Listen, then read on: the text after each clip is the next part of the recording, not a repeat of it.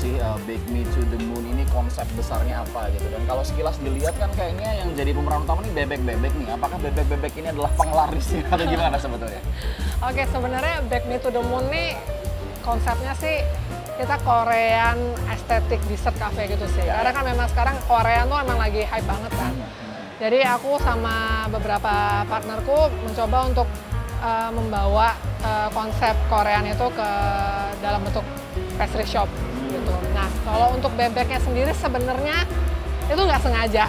Sengaja, oke. Kalau misalnya dilihat, kita tuh semua logonya kelinci. Oh, oke. Tapi kok yang ngehits malah bebeknya, aku juga bingung gitu. Tapi karena emang nggak ada expect mau bebek ini harus jadi viral tuh nggak. Sebenarnya yang mau kita angkat itu gimana caranya orang bisa punya experience dalam berkuliner lah gitu kan.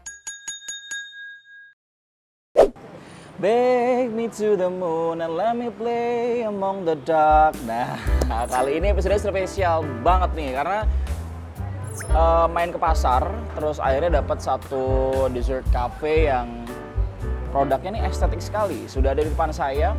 Ada beberapa dishes yang memang recommended gitu ya, dan juga some of the best seller dishes di Bake Me to the Moon Dessert Cafe. Ada yang pertama nih ada cloud panna cotta yang cara makannya dan juga menikmatinya itu ada experience tersendirinya yang nanti aku akan juga tunjukin. And then ada dark choco vintage. Terus habis itu ada juga lemon tart. And last but not least, ada beverage-nya ini adalah matcha latte.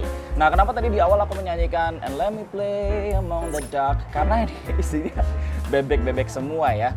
Kalau di Bake Me to the Moon ini sebenarnya yang viral di media sosial itu memang ada experience atau ada sensasi di mana kita bisa ngelihat bebek-bebeknya ini jumpalitan.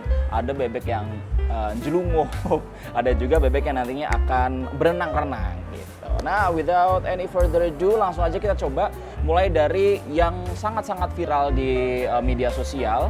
Yang kelihatannya nih kalau di media sosial itu tuh experience-nya seru dan lucu banget gitu. Kayak kalau kata anak-anak sekarang tuh, ini mengobati inner childku yang sangat terluka gitu kan ya. Jadi aku langsung aja deh ke yang pertama, cloud panna cotta.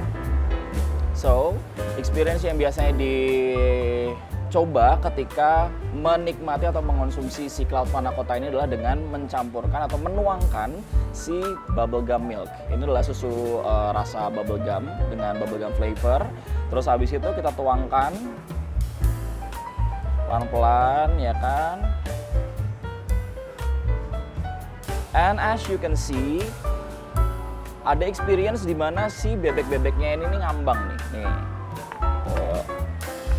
Nih, jadi ada bebek-bebek yang dia tuh semacam berenang kalau misalnya diliatin.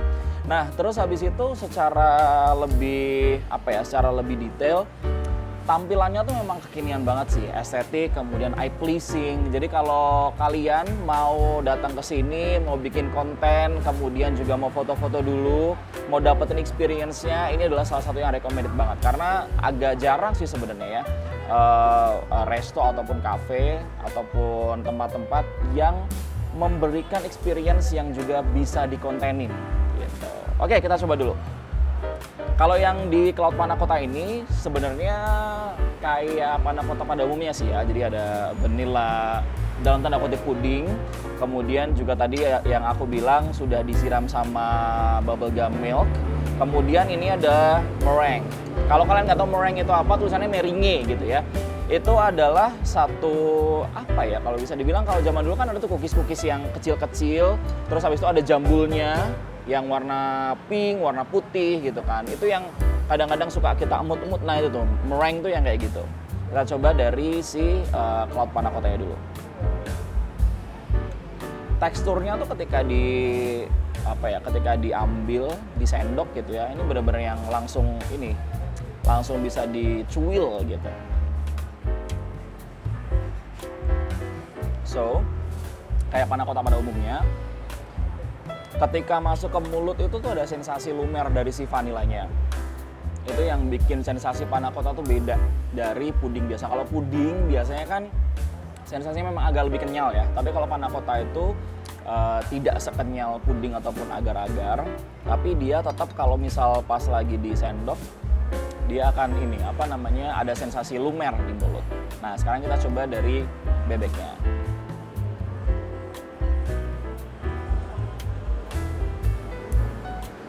Begitu dimasukkan ke mulut, auto hilang meringuenya. Karena memang ya sensasi makan meringue kan memang begitu ya.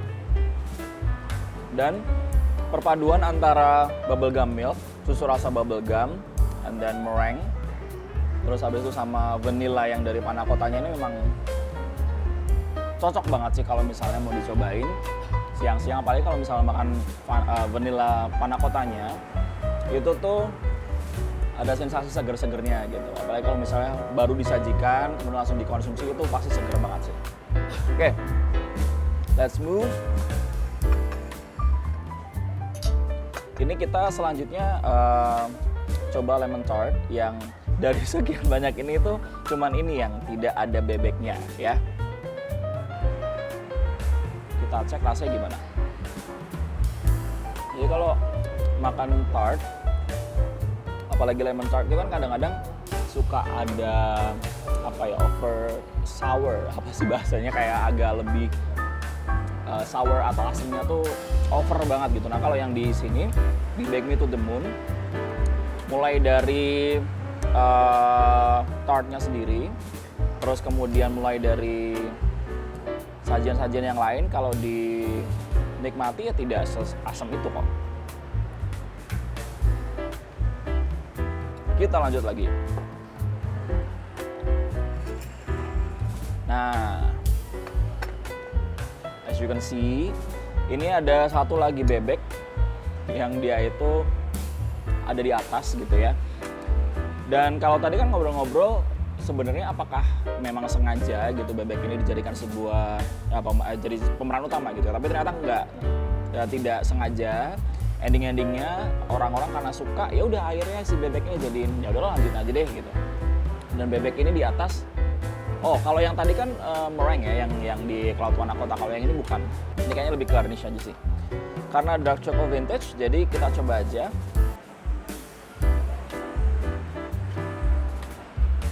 Oke. Ini bisa dilihat nih ada lapisan-lapisan coklatnya.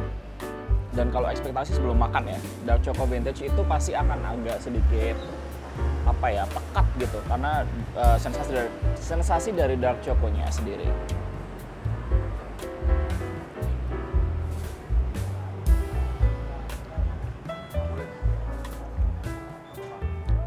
Pekatnya dari dark choconya dapat, tapi juga nggak yang terlalu apa sih kalau bahasa Indonesia itu kayak nggak terlalu nempel di langit-langit gitu. Gitu, jadi enak. Ini kayaknya aku nggak tega ya menghancurkan si bebek ini, tapi ya udahlah. Maaf ya bebek.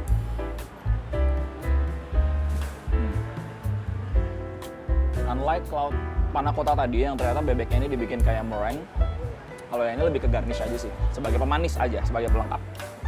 Karena Bake Me to the Moon ini konsepnya lebih ke Korean cafe, jadi kalau misalnya makan biar ala-ala Korea gitu ya.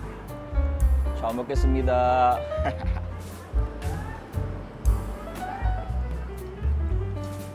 이건 너무 맛있어요. Oke, kita lanjut. So, matcha latte yang membedakan di Bake Me to the Moon ini sama matcha latte yang di coffee shop atau di tempat lain. Kalau dari visualnya dulu deh. Of course, ada bebeknya. Yang dia ini berenang-renang di atas ya. Jadi dia dari tadi tidak tenggelam karena dia ketahan nih, sama foamnya. Oke, coba ya.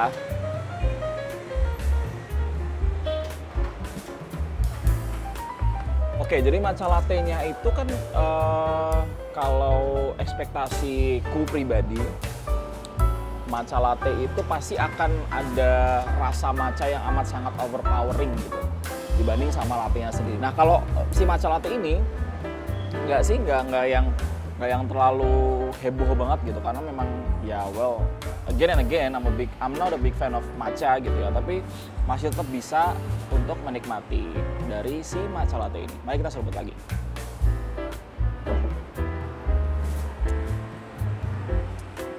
Seger sih, enak. Jadi kombinasi dari matcha and then dari si latte-nya sendiri ini tidak saling bertabrakan, tidak saling menguasai satu sama lain, tapi sama-sama jadi apa ya, complement each other sih, jadi melengkapi satu sama lain. Oke, so that's all. Sudah nyobain berbagai macam makanan yang emang enak banget sih. Dan ini sekaligus menutup ini ya, menutup sesi ataupun series dari jalan-jalan di Pasar Keranggan. Dari Bake Me to the Moon Dessert Cafe, Aryo Bagus signing out. Yup, that's it.